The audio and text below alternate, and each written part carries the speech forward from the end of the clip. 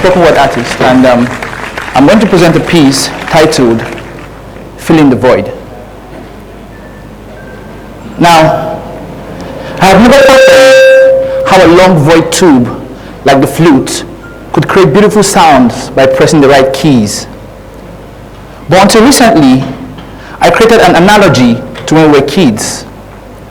You see, as kids, our minds were void. Although we never taught how to walk, talk, crawl, and suckle, but it's not a surprise that when it came to learning something new, we struggled, like fastening our shoe buckles. And that every time we erred or went astray, every correction came to our brain with a hard knuckle.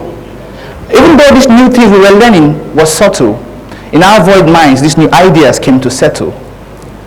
Our mind was like a mental potting soil, where ideas, concepts, culture, religion, and rebellion has the chance to grow and blossom. For a child knows no religion except that which he was asked to follow. Neither does he have a tradition except that of his parents which he had borrowed. For they say that if you don't water your family tree, then how do you expect it to bear fruit on its branches? So who are we to complain that the fruits of this generation taste sour? Can we then now agree that immorality, infidelity, spiritual bankruptcy, savagery, robbery, thuggery, and mental slavery are fruits of our wellness and bigotry? For if a child walks past a beggar and calls him stinky, who is to be blamed for his lack of empathy? But you see, the irony of the voices we have heard strips away our humanity. For we were told that 18 years kicks off maturity, but we were never told that the society labels alcohol as a dangerous drink. And that puberty signifies our sexual propensity. We were never taught how to curtail our illicit sexual fantasies. And that females are the downside of gender. I wonder if that was the same story told to Queen Amina of Zaria, Mother Teresa, Princess Diana, and Adinche Chimamanda. And that we can change the society by casting our votes. The same society whose patriotism has been bought with moral notes. So I asked them, how can we have big dreams with small-minded thinking? When our loyalty, integrity, and honesty have been sold for 1,000 naira currency, the same currency they rolled up set ablaze to smoke trees with our economy so they can pay us peanuts for salary. And I know they say that life is full of choices, but do we always get to pick and choose? We may be boastful of being free from inhumane clutches, but we may never get to walk in some shoes. You and I are mostly at peace because it wasn't our orchard that was plugged by a wildfire. In that forest called Sambisa, or need I mention the helpless victims of Zamfara?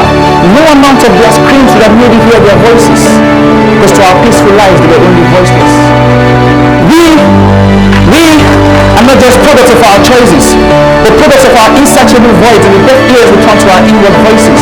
So when people talk about being the voice of the voiceless, there is never enough pressure to put their money where their mouth is, claiming to be active but they're never really activist. Because it's not just enough to say that something that is not good is not good. The question is, what are you doing that's right?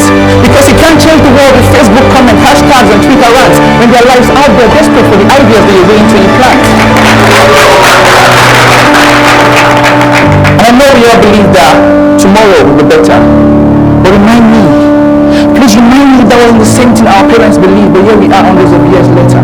Because we get caught up in our own timeline that we forget how the right voices really matters. You see, one right voice is all that it takes to show you the difference that being there can make. And I know we can't change that voice that made us, but a voice doesn't define a song, no. Like an orchestra, different keys, instruments, and voices makes up the melody. Just like different ideas, tribes, and religion can work in harmony, and TEDxArkilla is exemplary.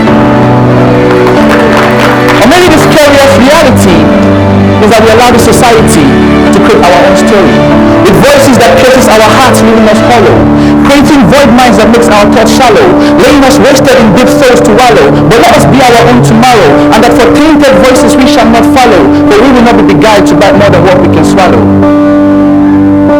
So allow me to invite you to a better place. A place where we don't have to dance to the society's drum set, but we will walk around with our own headsets. A place where the first voice you ever listen to is the truth inside you. A place where if one human loses his foothold, another will be there to break his fall.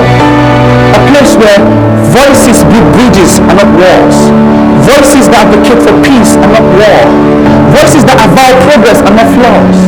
Voices that fosters innovation and not segregation. For just like the flute, all that it takes for a void to be transformed into something beautiful are the right keys. So I urge you, and you to be the right keys of today that are tomorrow.